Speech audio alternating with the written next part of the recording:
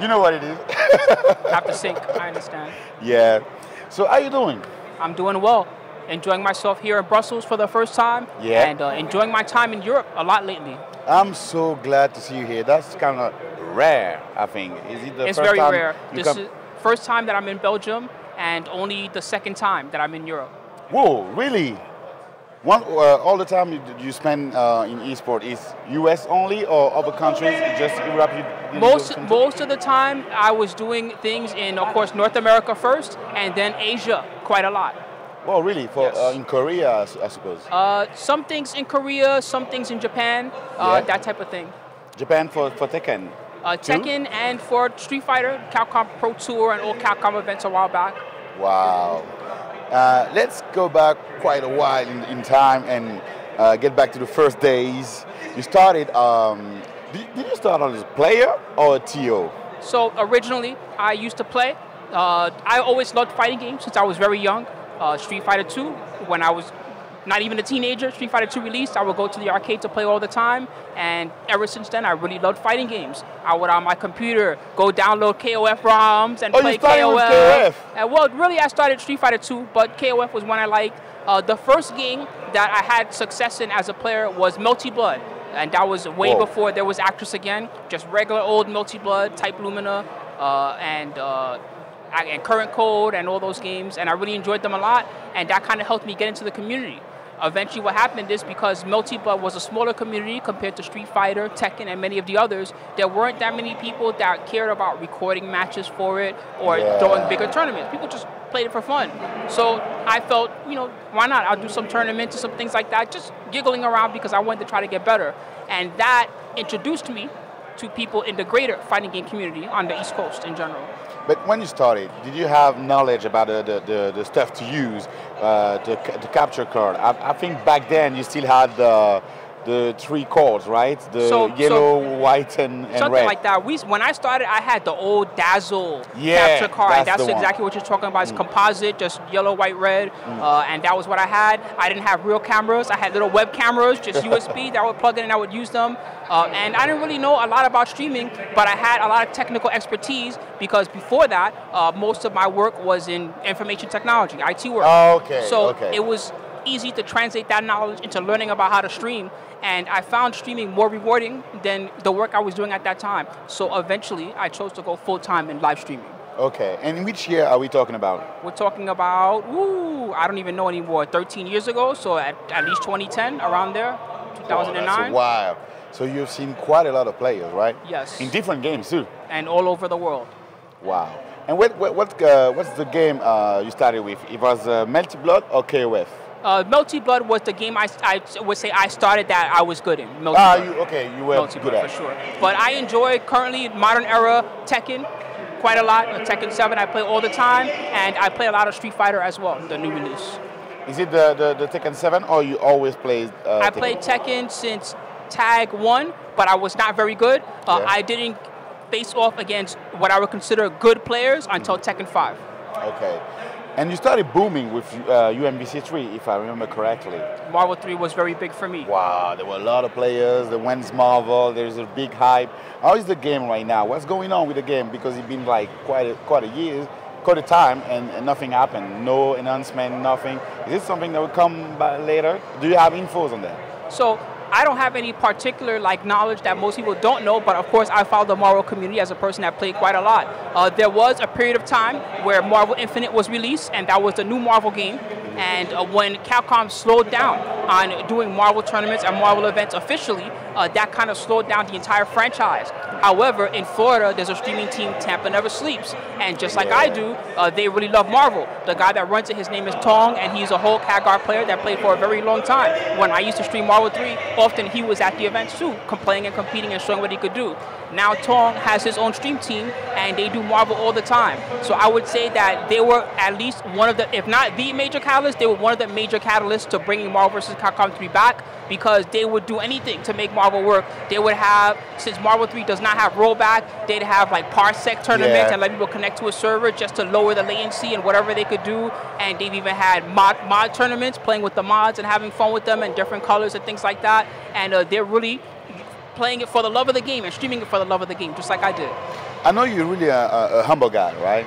We seen it yesterday when you were saying, "Oh, hi guys, I'm Spooky," and I was like, everybody know who you are. And how do you feel when you see things like TNS? Because I feel like you birthed that thing. You kind of you were the first to do all that, to carry a stream, to introduce players to different games, to always record it and make people play, do tournaments, have a whole team. And you gotta birth that. How do you feel when you see the way it is right now? So the truth is that I still feel pretty humble about it.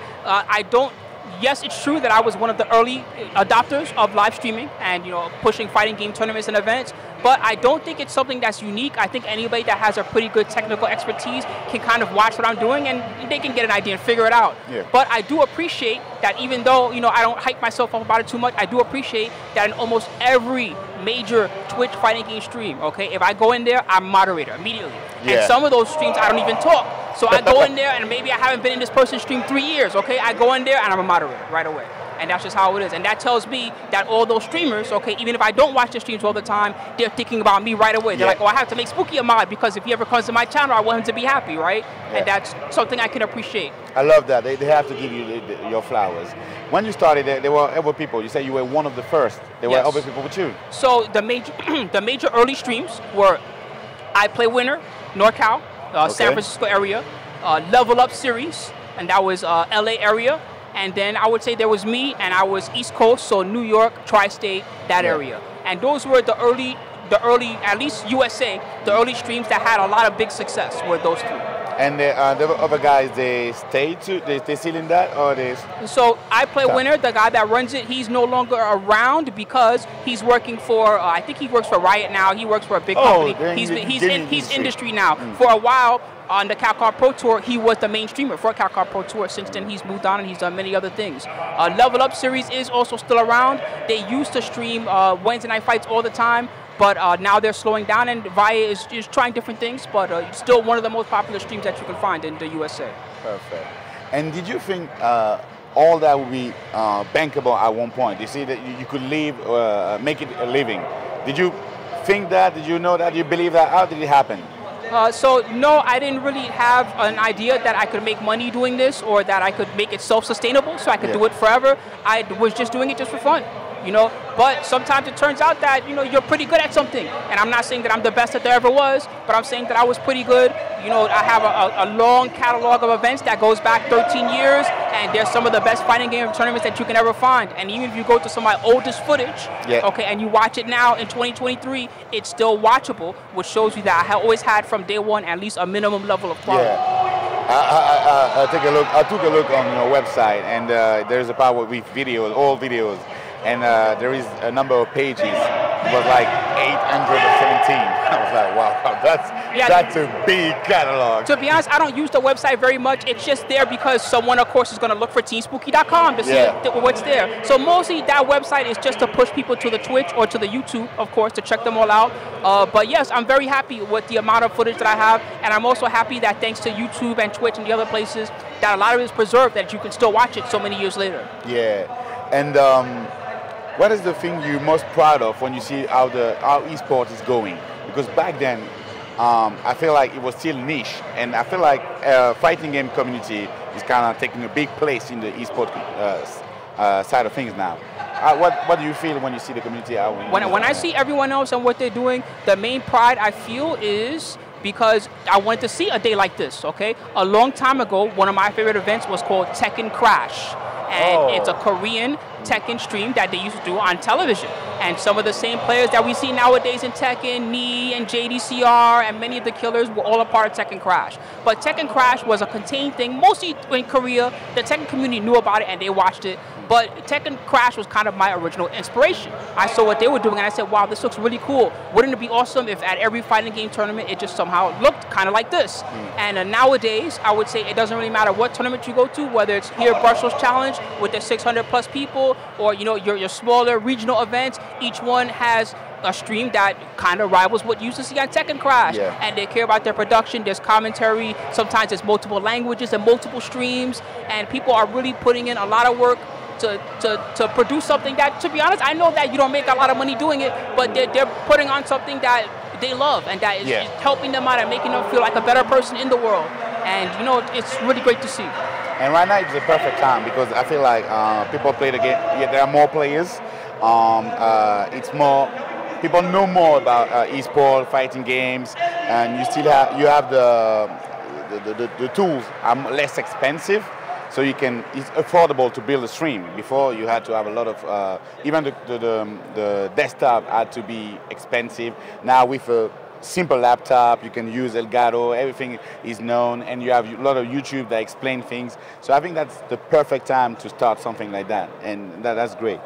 Also something else that's just pure curiosity. When you say Team Spooky, how many people are Team Spooky? At one point I thought your name was Team Spooky. Okay, so Team Spooky, the core team, is no longer very many people. There used to be a lot more people involved. Right now, it's mostly me and someone who I call the admin. And the admin's job, basically, his job is to take care of the YouTube and manage it when I'm not around and that type of thing, and just keep an eye on it for me.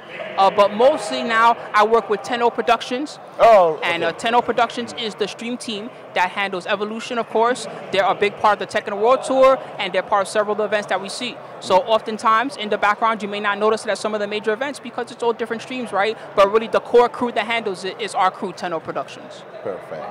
And right now, you Spooky, so everybody knows you. We know you VIP, you cemented right now. But before, you were still a guy trying to do something he loved. Did you have some moment when you found out when you met someone, and who was that guy? Shoot. So I would say the main person that was the most influential on me was Arturo, aka Sabin, Street Fighter Dawson player. And he was one that the same way that I really cared about live streaming and that type of thing, he really cared about it too. And he's a long-term player, so he was very in with a lot of the community. It made it easier for me to meet lots of people just being associated and being around him. Nowadays, he still runs his stream NYC Furby, and he's associated with Brooklyn Video Games, which is a store there, and he still likes to run his events and play Street Fighter all the time and do what he does. Okay, perfect. No players or no other TOs? No, not really. I considered at one point making my own event and running it or something like that, but I found that the community changed quite a lot when the companies all started their own tours. So there was like Tekken World Tour, Capcom Pro Tour, and everything else. And that made it easier for me to diversify and focus more on me as a brand and less on which games I was playing and things like that. So nowadays, I would say most people that come to the Team Spooky stream, they come because I'm there. And they're, hey, I want to see what Spooky's doing. You know, whether it's an event or something else, or they'll come watch me on commentary if I'm doing commentary elsewhere, that type of thing.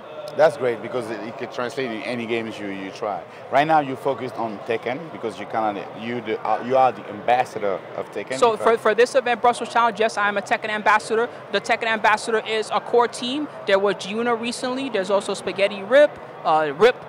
Regular Rip, Spaghetti Rip, okay. And a few others too.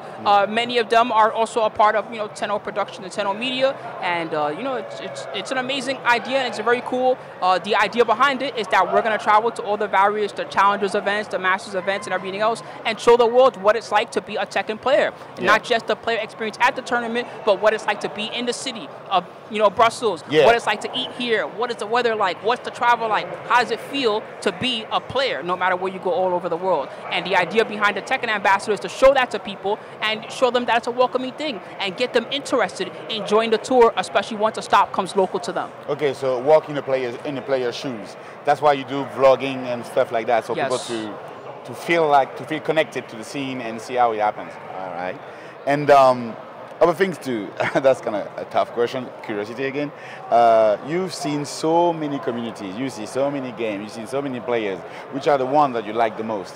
Ooh, that's a hard question. I can't really take one and be like, man, these guys are like the best, right? Because several of the communities are very welcoming and very fun to be around. And some communities have a different vibe. Like the Guilty Gear Strive, there's a lot of crossover between Guilty Gear Strive and some of the other games. But I find that their community is like a younger, kind of, chill kind of community. And then when I talk about Tekken, Tekken is one of the ones I could say I do enjoy the most. Tekken's like a lot of old schoolers, just players that have been around for a long time. A lot of, I'm a family guy at home, that type of thing. And that vibe really resonates with me. The Tekken community overall is a very mature community. They've been playing their game for a long time. And the game also helps that too, because you could play Tekken 3, Tekken 4, Tekken 5, and each game feels familiar to you. You could have been a Tekken 5 player, come back into Tekken 7, and already you kind of know what you're doing a little bit. bit. The basics are kind of the same.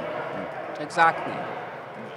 Different from Street Fighter, or every game is Street Fighter is everything is a little bit different. Like if you take Street Fighter 3 and then 4 and then 5, they're Street Fighter and they have the Street Fighter characters, but they're quite different games in the way they play. Same for Marvel. Yes. MC2 and MC3 are two different games, and MCI. Okay. Now that you've seen the other side, because back then you were a player. After that you became a tournament organizer. Now you're a brand. It's completely a brand, and you've seen all sides: the industry side, the player side, the TO side. What do you think the marketing side of esport is going? Is it something that is viable now? Is it something sponsors take seriously?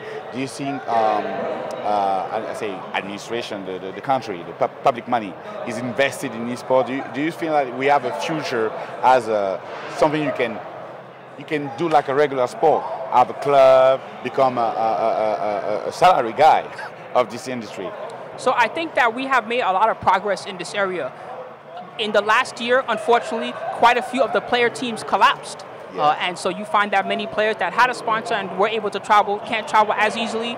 But I noticed that the main thing that people are interested in investing in is players, the player experience. And I do kind of like that because it has a trickle-down effect into everything else. Yes. You know, they sponsor a player, the players show up at a big tournament. Because the tournament is so big, the tournament itself gets sponsored. And that's kind of an avenue for everyone to glow up, right, and reach up.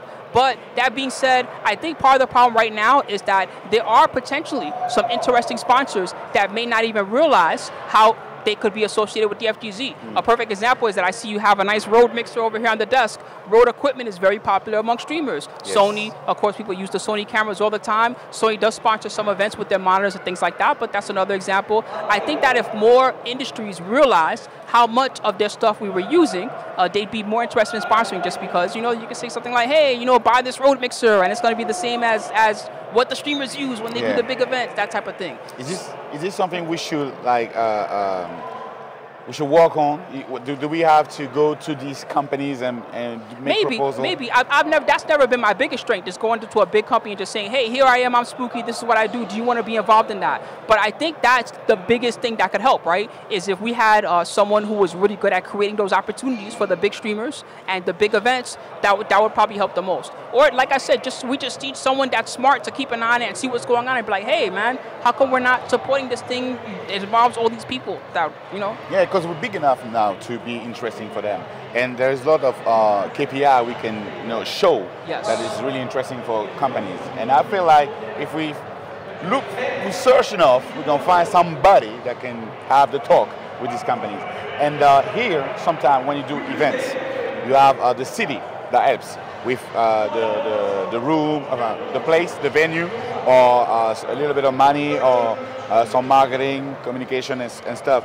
Is it the same for the US? Something like that. I think that there are some differences, but the main problem, I think, still is that venues are expensive, and there's a lot of price gouging involved. Hey, you need air conditioning, that costs money. You need lights, that costs money. You need projectors, that costs money. They really nickel and dime you on all the small things. And that makes it more difficult to really expand, because by the time you pay all the money just to get a venue going, you got to charge expensive prices just for people to come in. You have to pay for a whole staff to run the tournament. The bigger the tournament it gets, the more staff you need. Oh, well, one stream is not enough. Now we have too many games. We need 2 streams, 3 streams, 4 streams, 5 streams, right? And after a while, it gets really expensive to expand.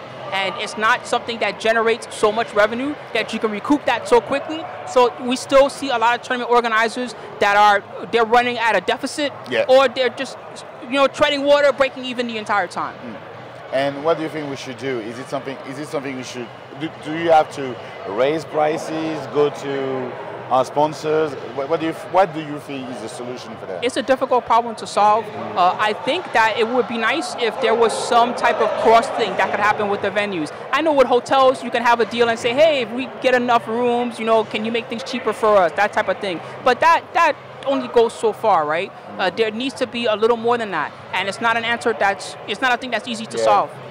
And on the individual level, what do you think plays the most part when you're trying to get a sponsor? Is it the level? Is it the fame? Is it, what do you think played the most? Honestly, I mean, being famous definitely helps. Doing something crazy or ridiculous that people watch all the time, that viral clip on Twitter, right? That's a big deal, and it does help you get sponsored. But at the end of the day, like it or not, it's down to the sponsor's whims. You know what I mean? The sponsors are going to look at everybody and they're going to say, I like that guy, right? Or I like her, I want her on my team. Cloud9 is a perfect example. They just got Cuddlecore and Isoudw recently. Both amazing Tekken players. And, you know, that's just an example. But knowing that they're both so amazing, you know, it's great that they got sponsored that way. But think about it. Cloud9 had many people that they could have chosen. You know, I'm sure that they had reasons for why they chose the two they chose, and they're both excellent. So I'm happy that they were chosen. But it shows you how difficult it is just to get sponsored, because you have to really, you have to open someone's eyes just for them to get to realize, hey, we should be checking out this Cuddlecore person. She's doing real good, huh? Right? You know, that's a lot of work. I interviewed her. She did, like, I think second or third at UFA in France. And when you say Cloud9, I thought you were talking about Cloud 805. The Cloud9 player, is the sparring partner of Cuddlecore, if I remember correctly. Oh, Cloud 805? I'm not sure. No, Cloud9. Oh, Cloud9. No, Cloud9's a team. Oh, it's a team. Okay, okay. But Cloud 805 is a Marvel player. I thought it was that guy. I'm like, man, he was sleeping. That would be funny though. Cloud9, Cloud 805. That's just fun. That would be pretty hilarious. Do you still play? I still play actively. I play Tekken 7 and Street Fighter 6, probably the two games I play the most. On the side, I play like RPGs and casual games, things like that. I like adventure games and RPGs the most, like Final Fantasy, that type of thing. Those are some of my favorites. I think that's something people would like to know. The other games you like, except for FGC games. It's always adventure games, RPGs. One of my favorite when I was a kid was Zelda 2. You know, the side-scrolling Zelda game that everybody hates? The old ones? The old ones, yeah. I used to play. Well, my mom got me Zelda 1 as a gift a long time ago, and that was kind of one of my first times really getting into video games, right? It was kinda... I like it, you know, and, you know, Simply the Night, Castlevania comes to mind. That's another one that I really like. And, yeah, that style of game really appeals to me. Just adventure games, RPGs, adventure games with RPG elements. Even Street Fighter 6, they have their World Tour mode. I love that thing. That thing is great. That's so good. A lot of players play more or even on that mode than ranking. Yeah, it depends. You know, I'm sure a casual player that doesn't care about coming to a big tournament like this and just wants to dork around and beat up some people in Street Fighter on the streets, hey, it's the perfect mode. It's great. And move around with doing some spinning bird kicks. It's also fun to be in the lobbies and have your custom moves and just dork around and have a good time. Very and I like the fact that you can buy some stuff in-game by doing the World Tour. Yes. So that lets players that plays a lot win something. No, not have to spend a lot of money. Because you win fighting money? I don't know. Yeah, you get like fighting cash, and then there's also, you can do the quests for each person. So if you want to get the Chun-Li outfit, you can just do quests and make Chun-Li happy, and eventually you'll get the Chun-Li outfit. And so there's a few different ways to do it. All right. And now we're going to have to use your knowledge for everything you've done. What advice can you give to someone that wants to follow the same path? So the main thing I would say is that you're going to see a lot of guides online that are going to tell you things like, oh, you got to buy this thing. You need to buy this thing. You got to spend all this money. You want to be a streamer. You need everything, all right? Don't listen to any of that stuff, all right? Just go look at what you already got. Grab your laptop, you know, get you a cam link, you know, get whatever you got that's cheap and just make it work, okay? Because there's no point in starting out and dumping a lot of money into it until you find out if you like doing it. Okay, streaming is very fun to do and I enjoy it, but it's not for everyone. It's a big job, you know. There are events I've done where I've legit sat in the chair and I've sat there 12 hours and people bring me food and I just never get up. That's my job for the entire day. You know what I mean? At the end, I get up and I go run to the bathroom because I've been sitting in the same chair for 12 hours, you know. And that's really how it is. Some people can handle it, and some people at first they think it's very cool and then they realize, whoa, this is tough. And the toughest part about it is being in an amazing place, right? And just sitting there at a desk and looking out in the crowd and, hey, there's all my friends that I want to see and say hello to. But, you know, I can't do that because I'm basically chained to the desk. I need to make sure the production is going as well as it can go. So and it's very tough. That's ironic. You make a huge, marvelous tournament, and you can't even see that the way people see the tournament. I'm seeing it from a different view. I'm just staring at a laptop or a computer the entire time and pushing a production. You're right, it's a totally different view from what someone else sees. And are there a tournament that you went to and you were blown away by what you've seen that you weren't organizing? I would say in recent memory, the Gamers 8 tournament in Saudi Arabia, it had a very exceptional production, humongous venue, gigantic crowd, people really going crazy, the best commentators, the best players. It was really, hopefully, the start of something very special for them. Are you able to just enjoy, or do you have to check things, see what camera they use, what gears they have, how is the lighting? Do you have some professional, for me, that stuff is fun too. Like even here at Brussels Challenge, I go check out what Umar's doing, on the stream, and I look at okay, I see you, Umar, I see what you're doing this year, right? And it's fun to me. Everybody has kind of a different way to build their workflow and make it work, but they're still trying to get the same end goal, right? Yeah. It's just what process works best for them. Was there ever a point you were like devastated by an event or something, and you were like, man, I feel like I'm gonna give up? And if you went through that, what did you use to bounce back? So there was an event a very long time ago in Canada, and it was, I can't recall the name because this was so long ago. This was like 10 years ago. It was one of the Toronto events, right? And the tournament itself was great. I went there and I went across the border and brought all my equipment and had a good time, and we had a great show, okay? And then I came back home, and the Department of Homeland Security basically took all my equipment, and they said, hey, we don't know what you're doing. What are you doing with this across the border, this, that, okay? They took my laptop, my cameras, freaking everything, okay? And it never got returned to me. Really? They sent me a court letter or something like that, and that was as far as it went. That was 10 years ago. How much did you lose? A lot of stuff, okay? I must have lost, and this was in the early days, but I must have lost maybe $5,000 worth of equipment, well, maybe more than that. That was a lot. That was a big deal. So at that point, I was like, well, maybe I shouldn't quit my day job. This is kind of trash. And I even made a YouTube video and I said, hey guys, look, I'm sorry, but I think I'm gonna quit. This is just too much. And the person that helped me out the most was Tom Cannon, who's one of the organizers of Evolution. And Tom Cannon basically came to me and said, hey, Spooky, look, I need you to not quit because what you're doing is too amazing. So what can I do to help you? And I was like, well, I need this laptop that's really expensive, and I need these things. And he was like, don't worry about it. And legit the same week, I had a brand new laptop, and I was right back into streaming. So Tom Cannon, of course, all love to Tony Cannon as well, but Tom Cannon would be the main person that I have to thank for still being in the game. So he got you back on your feet. And you still have the dedication, and you were like, I have this opportunity now, I have to go back. Absolutely, it was just a money problem. Having that and being like, well, okay, well now I have a laptop, I can figure out the rest, right? That put me back in the game, for sure. But you always had the fire, never stop. You always had the fire. So, with me, I don't know how to explain, it's kind of weird. I talk about this some in the documentary, but I don't really feel how to explain. It's like, how when you do something and you've done it right, you feel satisfaction, right? Yes. I'm so satisfied, that was the best. When I do this, I still don't feel, even though I've done it for so long, I don't feel any sense of satisfaction there.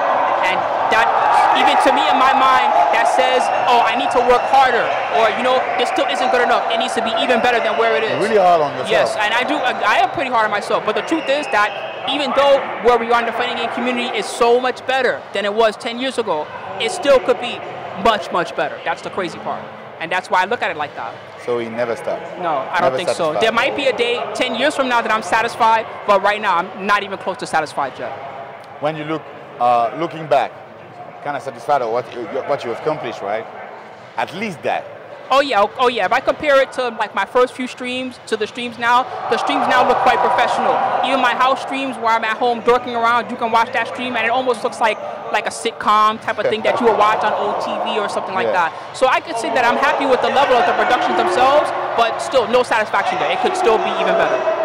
Are there other things planned in the Spooky life for the Spooky brand? Shoot, I don't know. It would be nice to have a revenue source that's not just me doing the stream.